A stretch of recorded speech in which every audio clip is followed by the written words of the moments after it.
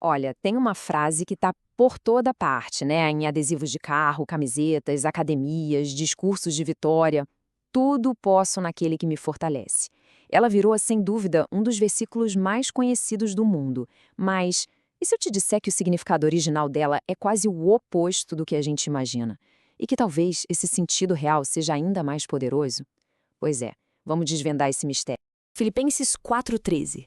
Para muita gente, isso virou um verdadeiro grito de guerra, uma espécie de garantia divina de que qualquer objetivo, qualquer sonho pode ser alcançado. Sabe, de atletas querendo ouro a gente que quer passar num concurso, a frase virou sinônimo de sucesso e conquista. Bom, o que a gente vai fazer aqui é uma espécie de investigação.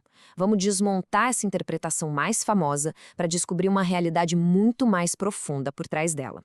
A gente vai olhar para o que essas palavras realmente significavam para quem as escreveu e como essa outra perspectiva pode, quem sabe, transformar a nossa própria ideia do que é ser forte.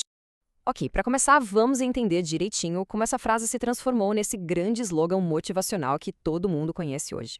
A interpretação mais comum é bem direta, né? A lógica é: eu tenho um sonho, uma meta, e com a força que vem do alto, eu vou conquistar.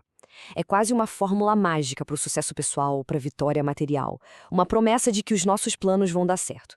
Mas a pergunta é: era essa a intenção original? E é aqui que a história dá um giro assim de 180 graus.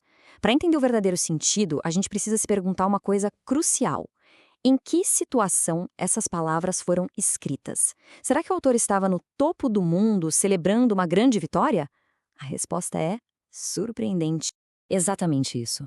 O apóstolo Paulo escreveu: tudo posso, não de um pódio, não de um palácio, mas de uma cela fria em Roma. Ele estava preso, passando por todo tipo de dificuldade, incerteza, provavelmente se sentindo abandonado. Isso muda tudo, não muda? Então, sabendo que o cenário era uma prisão, a gente é obrigada a olhar de novo para as duas palavras mais importantes da frase. O que Paulo queria dizer com tudo e o que, para ele, significava ser fortalecido naquele contexto. O tudo de Paulo não tinha nada a ver com conquistar sonhos e metas. Se a gente lê os versículos que vêm antes, ele mesmo explica. O tudo era sobre aguentar os altos e baixos da vida. Era poder lidar com qualquer situação.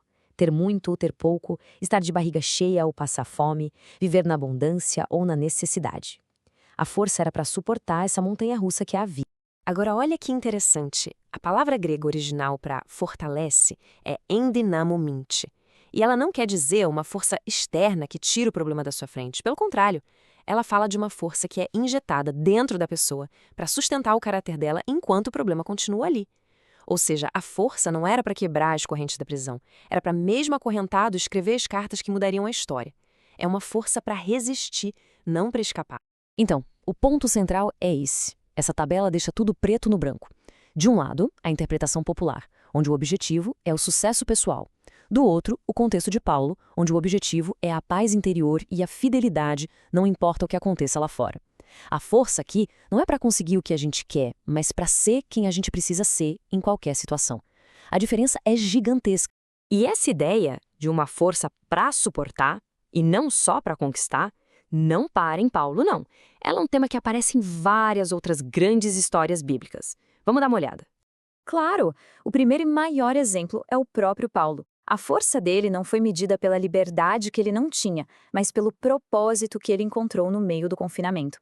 A prisão não conseguiu calar a voz dele. Na verdade, ela virou a sua plataforma. Ou pense na história de José. Vendido pelos irmãos, acusado injustamente, jogado na prisão por anos. A força dele não foi para fugir da cela. Foi para manter o caráter, a integridade ali dentro do buraco. E foi essa força que o preparou para um dia governar o Egito. E o que dizer de Davi? Ele passou anos fugindo, se escondendo em cavernas, sendo caçado como um animal. A força dele não era para tomar o trono à força, na marra, mas para suportar aquele processo longo, doloroso que o estava moldando para se tornar o rei que ele deveria ser. E claro, o exemplo máximo de todos, Jesus no Getsemane. A força que ele recebeu ali não foi para que a cruz fosse retirada do seu caminho. Foi a força para ser capaz de atravessar a cruz, de ir até o fim com seu propósito, transformando o maior ato de sofrimento no maior ato de amor da história. Certo? Então, o que a gente aprende com tudo isso? Que essa frase, na verdade, é uma grande declaração de independência. uma independência radical das circunstâncias externas. É basicamente isso, é poder olhar para a vida e dizer: as coisas boas não sobem à minha cabeça e as coisas ruins não me destroem. Minha estabilidade, minha paz de espírito, não depende do que está acontecendo ao meu redor, porque a fonte da minha força é interna, é constante e ela não seca. E Paulo dá uma dica de ouro sobre isso, ele fala: eu aprendi a estar contente.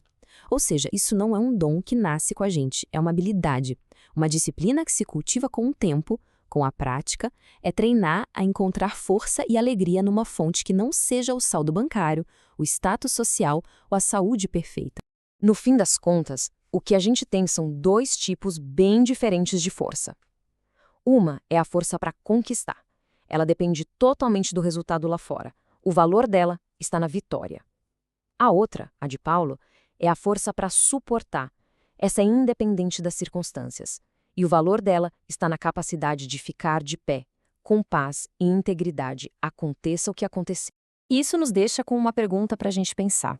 No mundo que só aplaude a vitória, a conquista visível, em que momentos das nossas vidas aquela força silenciosa, de simplesmente suportar, de aguentar firme com dignidade, é na verdade o tipo de força mais profundo e mais valioso que a gente pode ter?